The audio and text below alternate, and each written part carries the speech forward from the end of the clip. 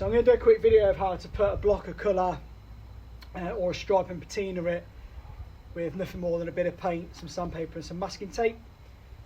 Firstly, obviously you need to degrease it with some panel wipe, make sure it's all cleaned, ready, and then start masking out kind of your design.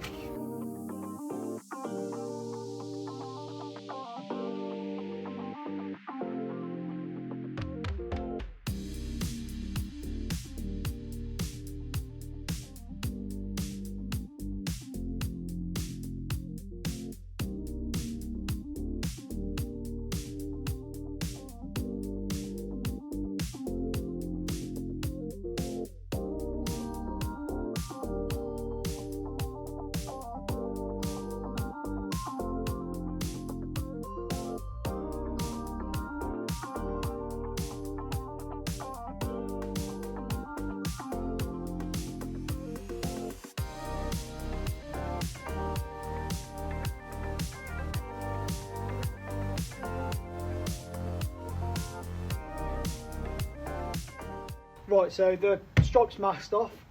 Now I want rust underneath the stripe and I'm going to weather it. So what I'm going to do is apply some rusty paint first, but I'm not going to go to the very edge. What I'm going to do is I'm going to concentrate the rusty paint in the middle.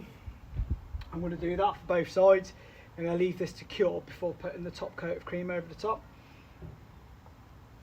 And then once the cream's over the top and then that's dry, I'll be able to sand through and expose rust all the way down the side. So you've got to apply obviously the rusty paint as thin as possible.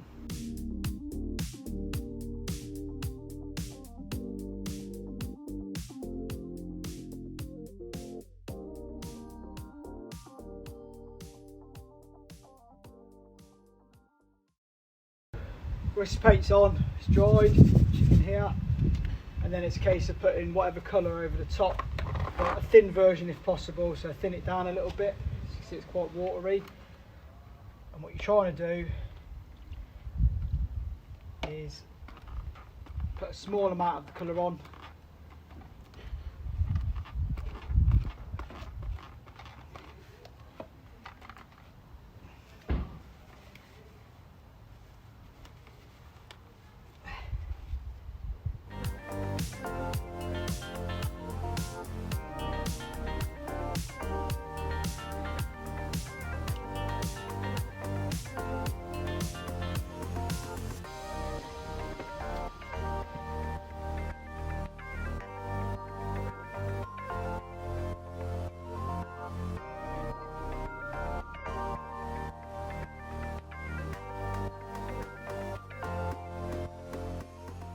Right, it's now just a case of leaving it to dry till it's touch dry, taking the masking tape off and then leaving it to cure. Then you come to sand it, but obviously as you can see here it's probably going to rain fairly soon, so I'm going to take the masking tape off and leave it till tomorrow. The cream's dry, followed the instructions for the cream paint and left it for the appropriate time. So it's time now to kind of patina it. Obviously there's a little layer of rusty paint underneath, a small layer.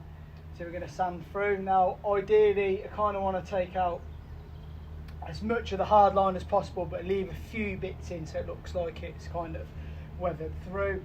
Additionally to that, if there's any kind of areas where your line's a bit of a mess or it's a bit kind of fat in places where it shouldn't be, you can correct that now with the sanding.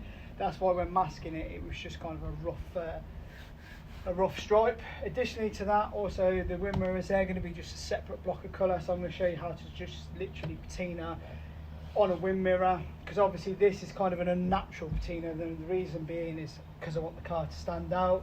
If I'd done a natural patina on this, it probably wouldn't stand out that well. It just looked like a rusty Lupo, and there's loads of them are already.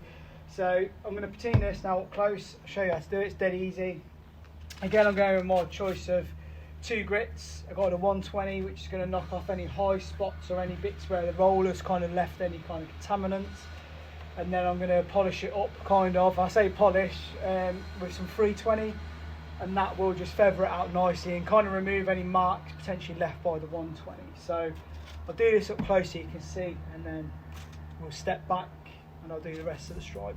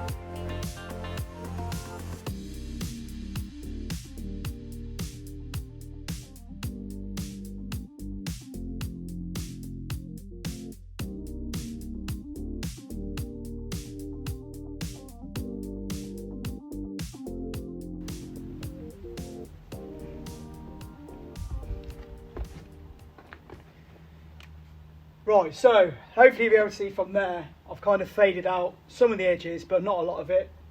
I've also kind of done a few random patches here and there, but I left a lot of cream on. I've made sure that the rusty paint's broke through in a few places on the cream, and that's just by not sanding it as much as the rest, whereas I've kind of sanded it more here and there. Now the reason I've done that is because once the rusty paint's activated, it should real pop against the cream. So light colours I tend to leave quite a lot of light colour on, but you'll see once I activate why I've done it like that.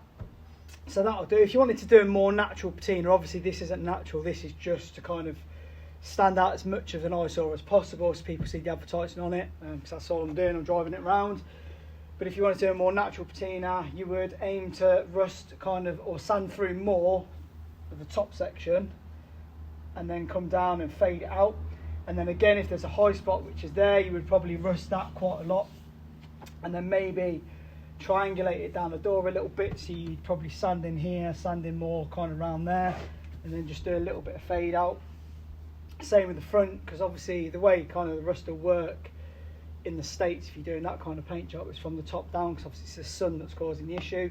If you're in the UK and you're trying to do a more realistic one, it's probably rot, so you can obviously dab in a bit of paint around wheel arches, around bottoms of doors and stuff.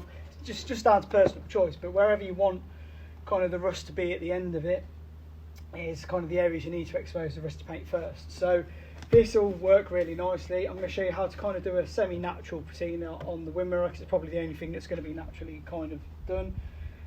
And then obviously once the stripe's done, we're going to activate it. However, the activation will be in a different video, because we're going to activate the whole car at once, because I've got to do videos of how to do stencils, etc. So yeah, let's crack on with sanding.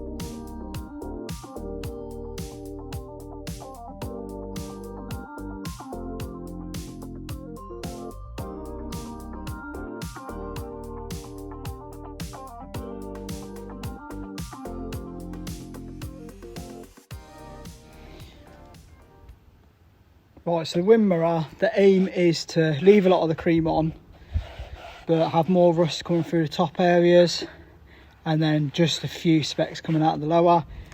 Now I'm going to do these by hand, again using the 120 first, followed by the 320, and then in any awkward areas I'm going to use Scotch Brite.